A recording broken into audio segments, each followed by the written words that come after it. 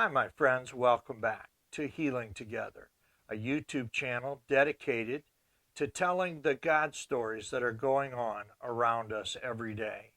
Thank you so much for stopping by. If you haven't yet, please hit that like and subscribe button. We would greatly appreciate it if you would do that for us. Today, again, we hear from Kevin and Jody more miracles, more struggles, the way that God brings children into their lives. And so, please, let's take a listen to what they have, and I'm sure that God will encourage us, bless us, and we might even find healing together. Let's listen. They were volunteers at a Christian camp outside of Gresham. I don't even remember who they were. And their director had They told were them, angels take to me. these beds. And they brought in 4 bunk beds, so that's eight for 8. And then they brought in one full bed, I think, for Nikolai Yeah. and Rima. Yeah. Oh my goodness. And it was just, I mean, literally, they Just came about an hour timely. to an hour and a half before. Super timely.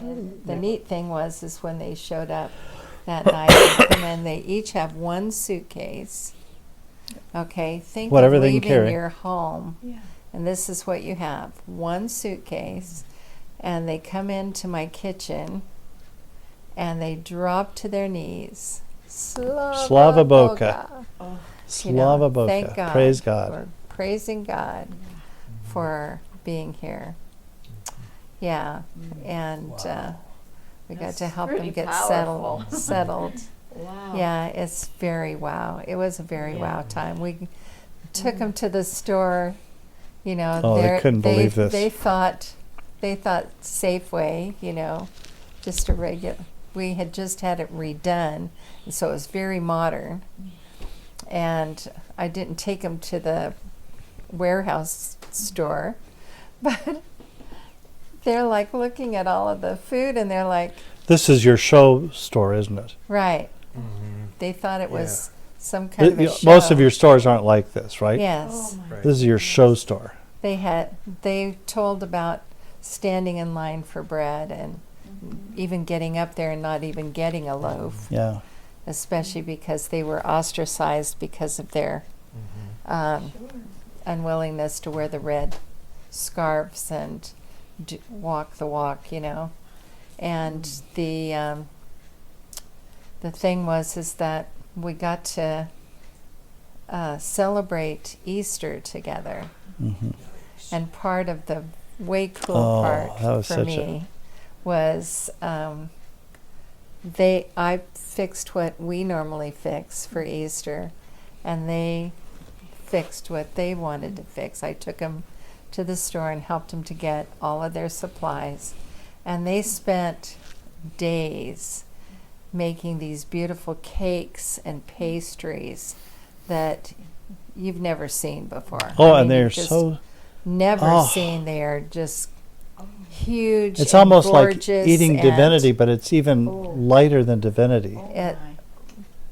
beautifully decorated. I mean, Svieta, the one that was so scarred, made those cakes, and so beautiful. Oh, the girls, the older girls Just- just really blossomed in that time. Yeah, yeah, they did. They did. Yeah. And where did they go from your house? Kevin actually helped them get into a home. Okay. Yeah. So, So yeah. they were coming to that local And- area. Yes, and they got this house, and they went to work on this little house.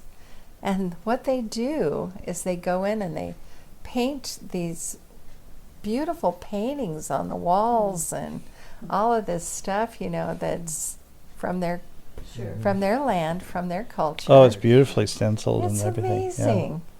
Just a little tiny house, probably not much bigger than these 2 rooms together, They were with so maybe a grateful. bathroom on the side or something like that. Mhm. Very small house, and they went in and they dug out the underneath part of the house, Mhm. and they built a couple of rooms downstairs, and it was just like It's they were amazing. just It so was just inventive amazing. and you know. And one of the other things while we had them there was their daughter had this leg pain, and Rima had me look at it, and I was going, "Oh my gosh, what's the matter with Najia's leg?" she had this lump on it. And so I was scared to death, and I just I'm calling the ortho guy and that I trusted so much, and he looked at it and he says, "Whoa, I have never seen this, but I think I know what it is." And he was right. It was tuberculosis of the bone. Oh my goodness. And she had to have special treatment and such for that. Now, And one of the other funny stories about having them was one time they couldn't, they wanted to go to church with us oh, instead of walking over to City Bible or Bible Temple at that time. Bible Temple at that time. And so they wanted to go with us, and we had the van, and this old van. Really rickety van.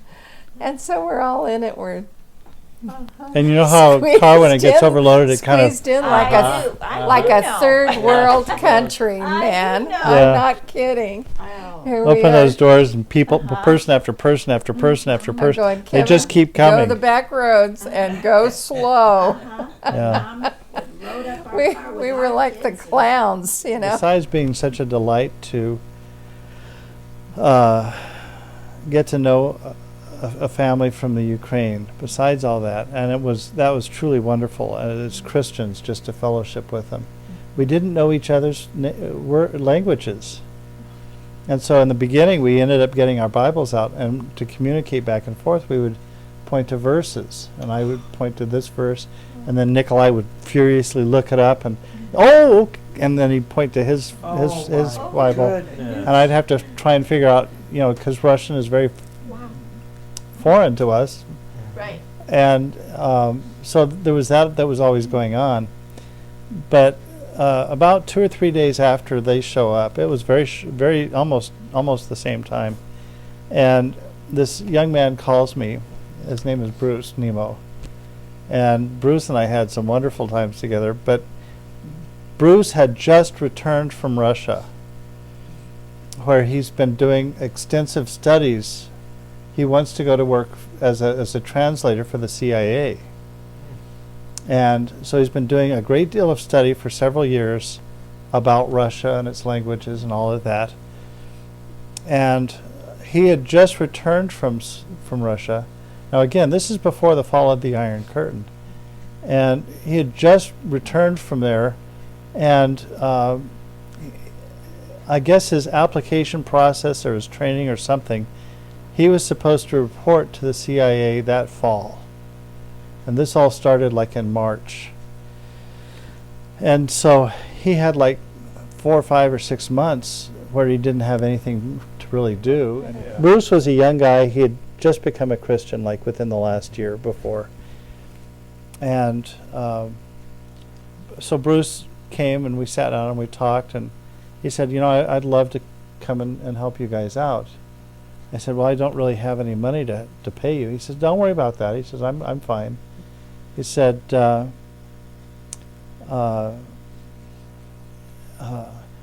asked him if he wanted to live there or if he wanted, his parents lived there in Portland, so he would go home every night.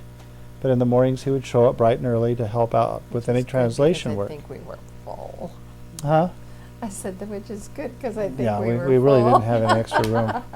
And so Bruce would come every day to help out with translation. But Bruce learned a valuable lesson that summer, because I've told you about this. I have a really hard time remembering to fill my gas tank up. I've told you about that. Tell that story. Yep. So one day, I have a Jeep Wrangler. One day we throw my equipment in the back of the Jeep and we take off for this job down in Salem. And as I'm pulling into the parking lot of this job, I look down and I happen to realize that my gas tank is empty.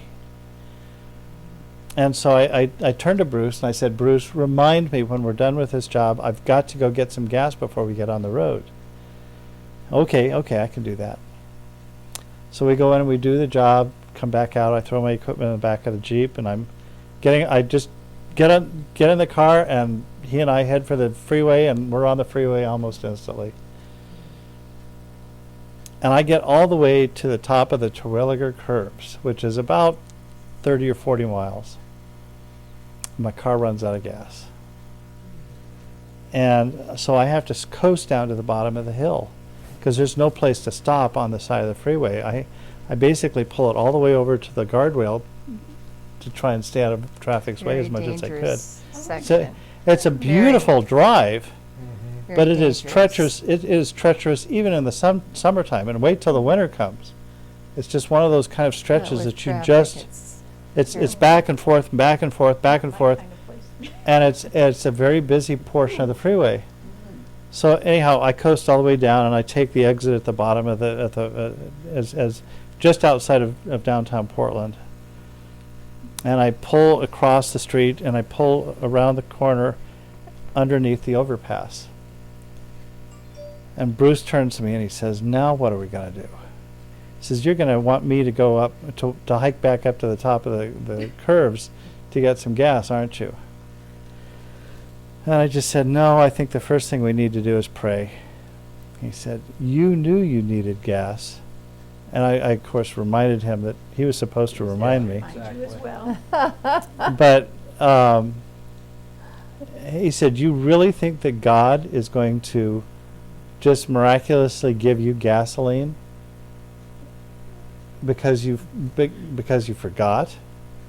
He said, "I don't think God works that way." I said, "Well, I think we just need to pray." Okay. So we bow our heads, and I just say, "Lord, you know my situation. I forgot to fill up my tank. I'm out of gas. I've got this whole boatload of equipment in the back of the car. One of us have got to stay with the car, but I need gas for the car. In Jesus' name, amen." And we both raised our heads up, and coming from the other end of the overpass was this guy, a young guy with a gas can in his hand. And Bruce is watching this, and he just says, "I don't believe this." Wow. I don't believe this. Uh-huh. And so the guy gets a little bit closer, and it turned out I had parked right behind a truck, right behind a truck. And so I get out of the Jeep as he's getting closer, and the guy says to me, "Did you run out of gas too?" And I said, "Yeah." He says, "Well, I'll tell you what, let me put half of this in my tank, and you can have the other half." And Bruce is just, Wow. Wow. just don't believe this. That's cool. So, Not 4 days later, I've got a job across the river in Vancouver.